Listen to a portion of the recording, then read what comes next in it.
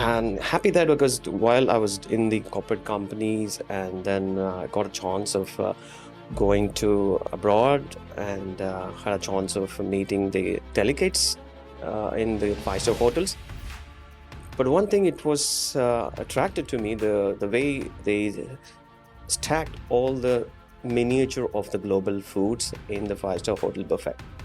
So I was thinking that, okay, every time I wanted to have these kind of miniature of the global finger foods, should I have to come to a five-star hotel and then have it?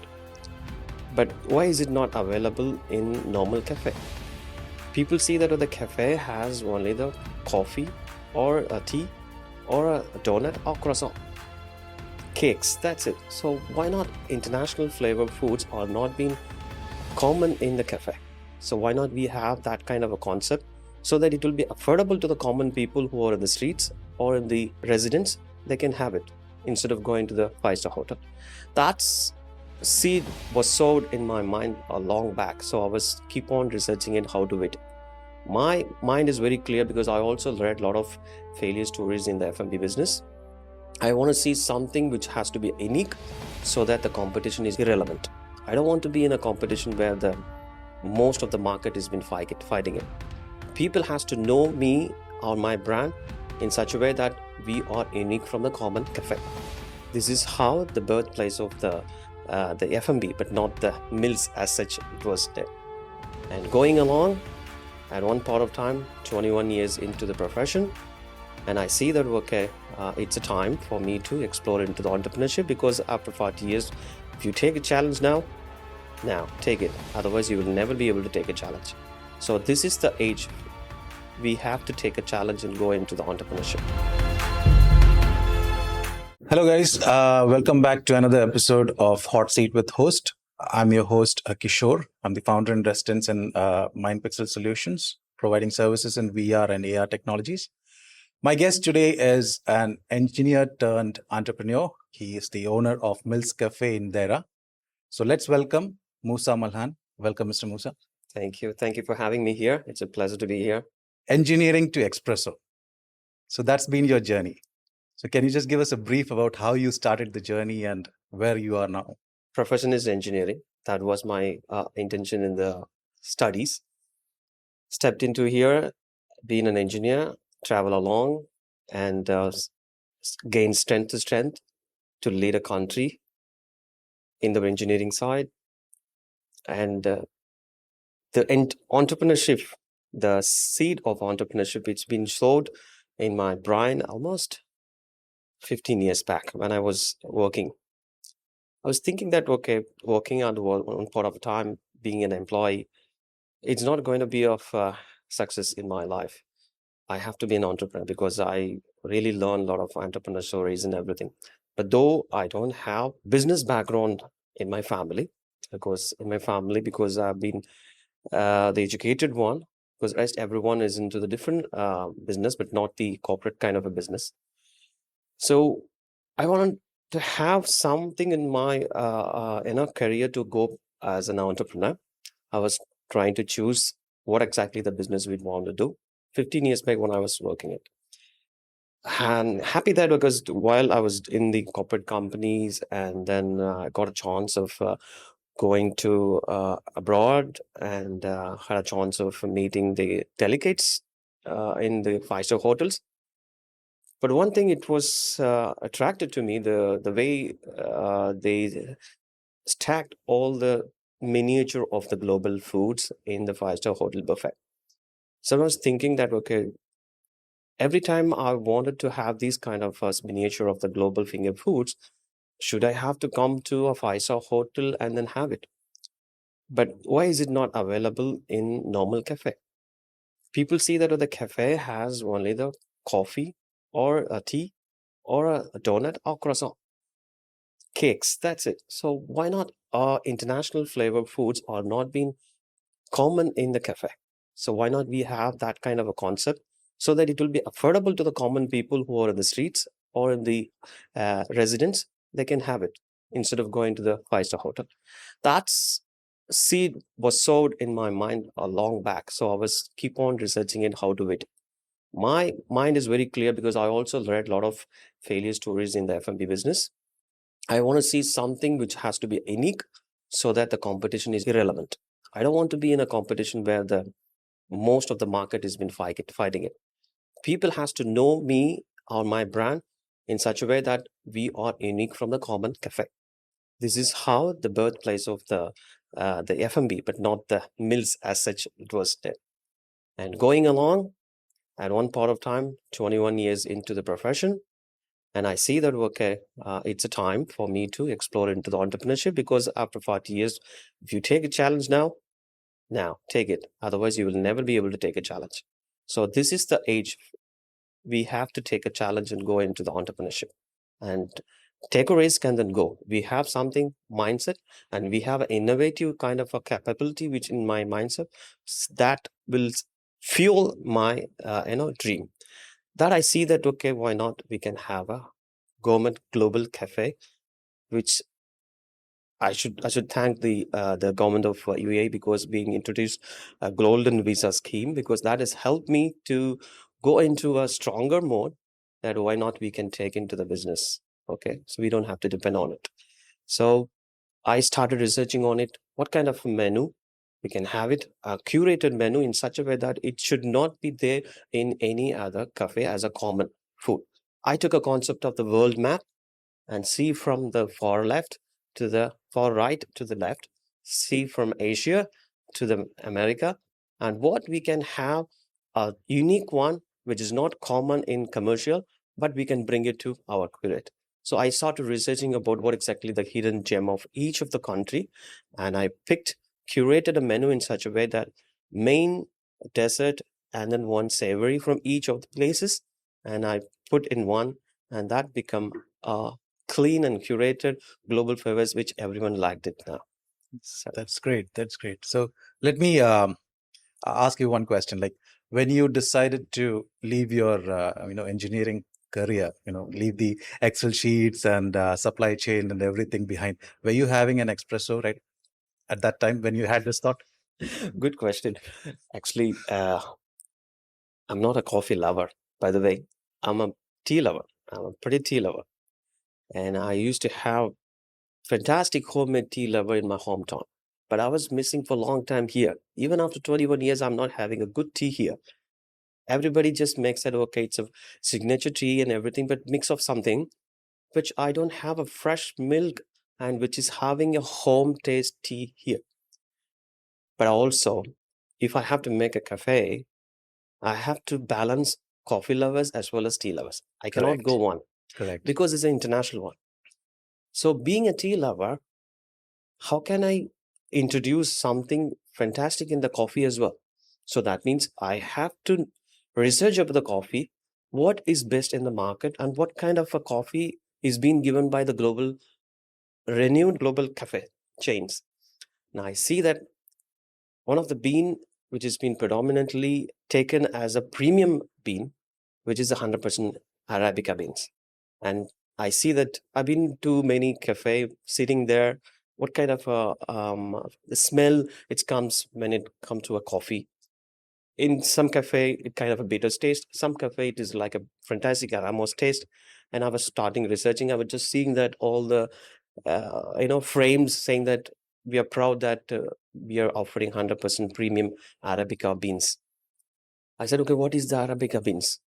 Because usually when I had in my previous corporate, I had many coffee, but I was not able to finish the coffee because unless I just pour 2 or 3 sachets of sugar because such a bitter one because it's not coming to me.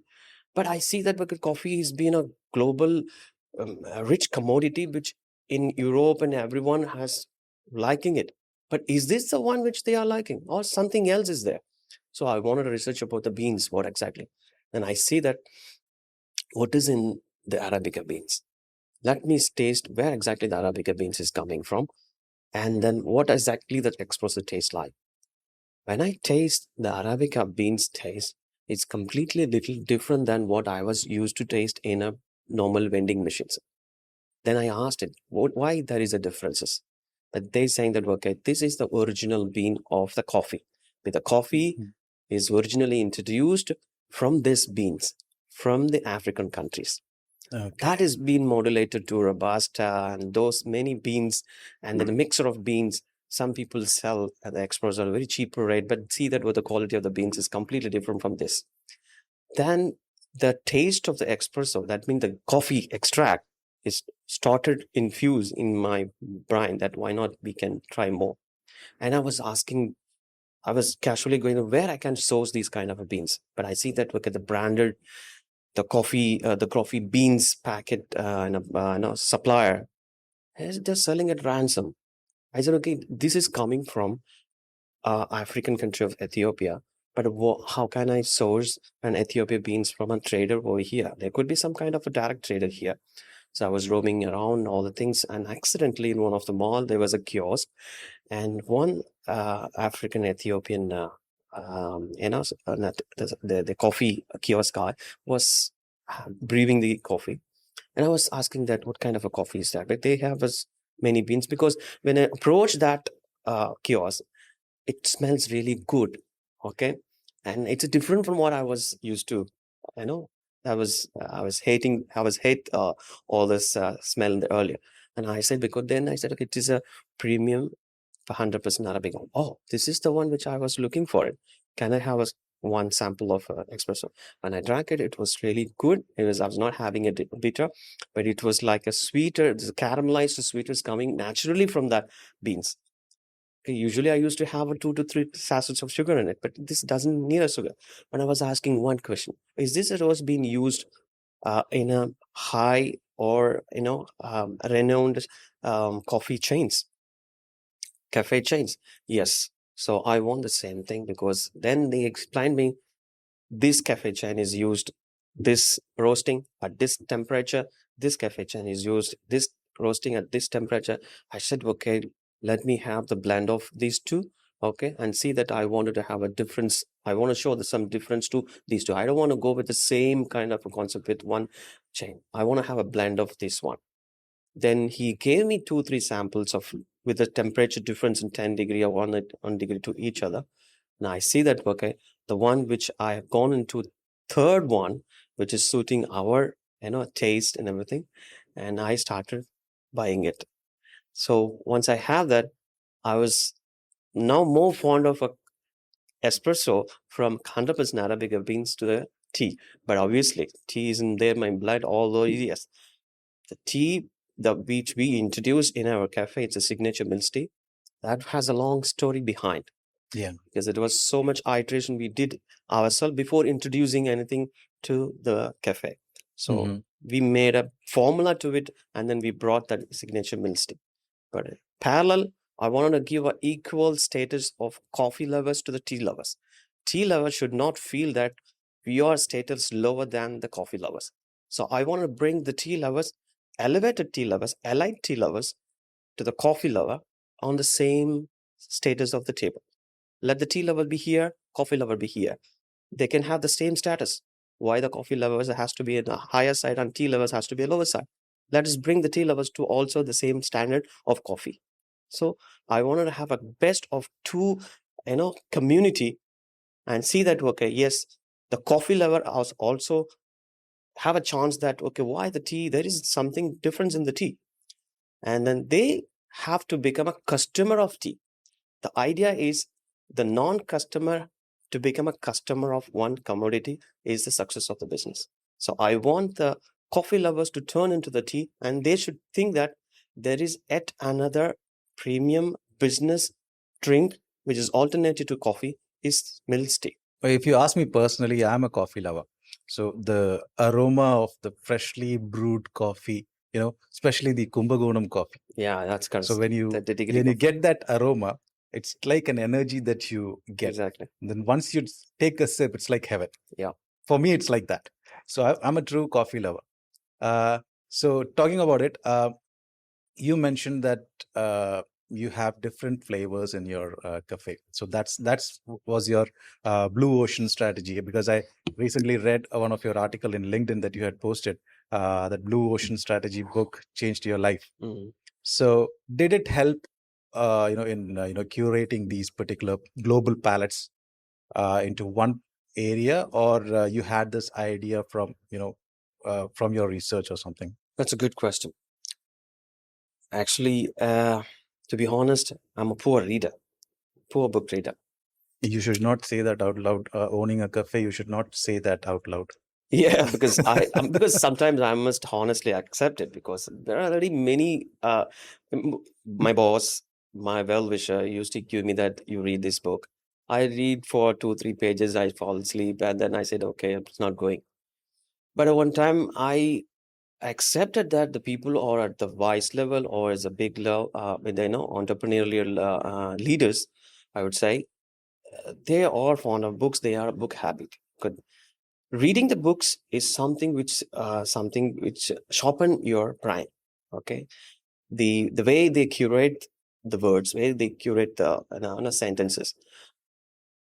While I wanted to have an entrepreneurship journey. One of my well-wisher, he is known to me, and I was asking him because he's also into the businesses.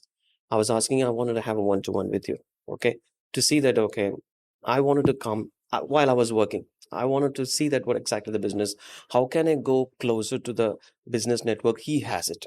Okay. Then we had a cup of tea in one of the tea shop, and he was saying that, okay, before you come to the business, I would say that you have to read one book, which is called Blue Ocean Strategy. I said, what is that Blue Ocean Strategy? You have to just read it and see that, okay, whether you can implement it. Okay, let's see that, because I wanted to go for it. My mind is always very clear. Something has to be innovative and also mixed with tradition. So the tradition and innovation is my there from long time. And when I start reading it, it has a lot of case studies, Apple case studies, Samsung case studies, and yellowtail bear in Australia case studies.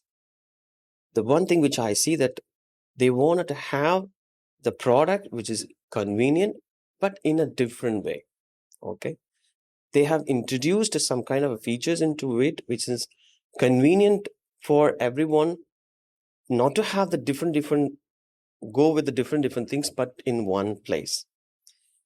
I said, okay, why not we have a concept of having a global into a one place instead of opening a French restaurant, instead of owning an Italian restaurant, instead of owning an Indian restaurant, South Indian, North Indian.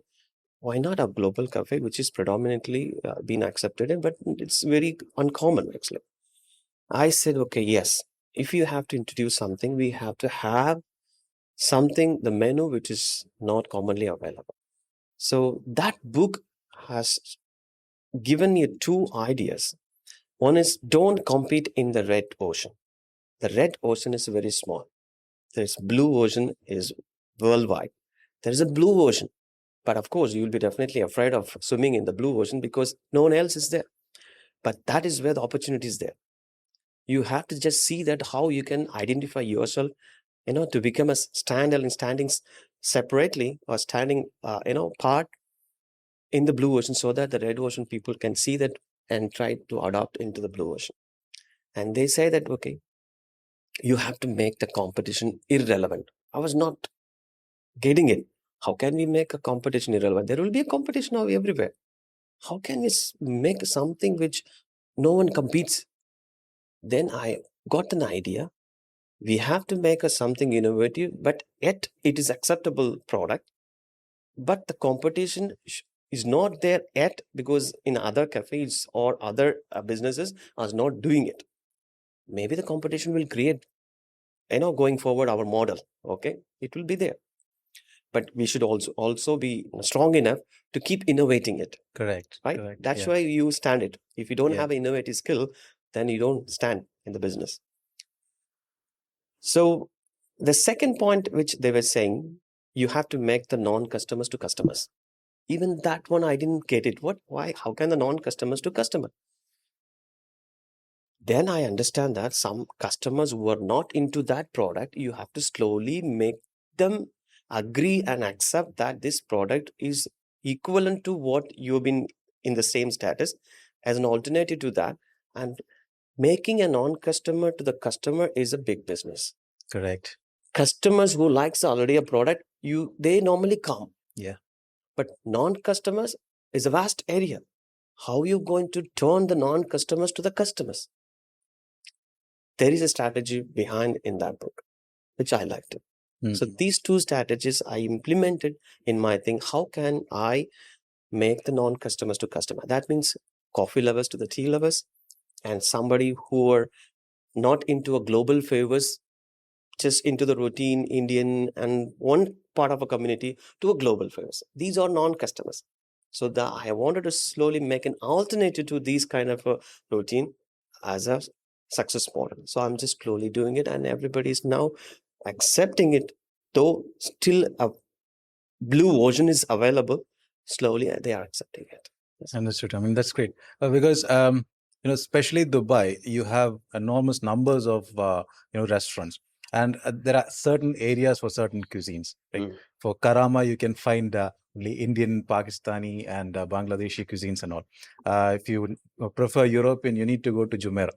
Obviously, Yeah. yes. So you've created that a global palette into one place. So usually, since you mentioned the Red Sea strategy as well, usually people go with either Red Sea or Green Sea because Which that is is safe. comfortable. Yeah, Yeah. correct. But they do not wish to combine it to a Blue Ocean strategy because they're satisfied how it's going. They don't want to invest on much on the marketing. They don't want to innovate. But when it comes to Blue Ocean, the way you mentioned, like this is something bringing everyone in one place and clearing everybody's palettes at one place. So that is something unique, which I believe hardly a few restaurants would be there especially in Dubai. Correct, because this involves a lot of risk. This involves a lot of boldness. Correct. Especially an engineer to an entrepreneur. No one wants to take a risk, putting all your capital into something which is new. But yet I tried it because I wanted to stand something separate from others. I don't want to go with some kind of franchisee. I don't want to go with some kind of existing, which is existing, and then keep putting the routine. I wanted to make, even though it takes time also, I wanted to make a niche market for myself. Mills means unique and global. So, though it may take time, of course, Yeah. I accepted it. It may have to go to a lot of difficulties to, inbuilt, to, built in the word, that awareness that, okay, what exactly this Mills is doing. I'm happy that, okay, recently, a lot of events we have been doing it and it is coming forward. Once we delivered it, then said, okay, we never had such kind of a curated, colorful menu in our events lifetime. We just normally go with the people choices. Correct. Okay. Predominantly, maximum 80% of the people like this one. Okay, let's go with that and satisfy.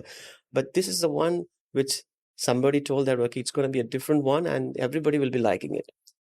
We had done in one office opening ceremony with a buffet, and he has given a chance. He was part of my network. Then, okay, I know your product, but our product, it's from the Kerala family. Of course, it's a Kerala community. I know because as being a Kerala community, what exactly they will like it, because there's a non-veg, predominantly non-veg, Yeah. and then they only concern to their kind of food. I said, okay, this is something different, because he had tasted it many things in our cafe.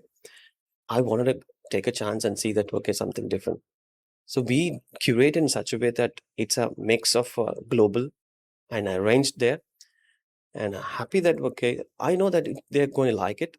At the same time, to accept that, they may, have a little hesitant to touch it also.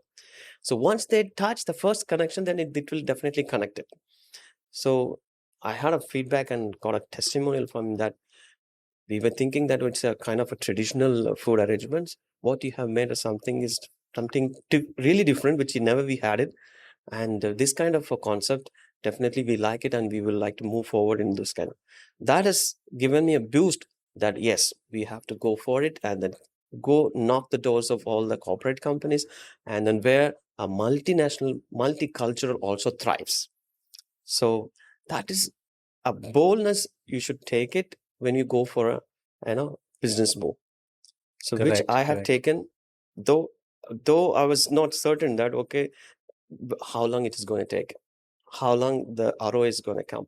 Mm-hmm. But still, if you wanted to take a brand to stand alone, you have to really slowly build it. Only then the brand will stand. Otherwise, if you're just only focused on the food and then commercial, you can go to any model which is comfortable and convenient there. So you mentioned that you're the first person in your family to become an entrepreneur, right? Yes. And so when you had this thought in mind to start something on your own, did your engineering colleagues or anyone in the family give you an advice? Okay, this is a big risk, and then you took the risk.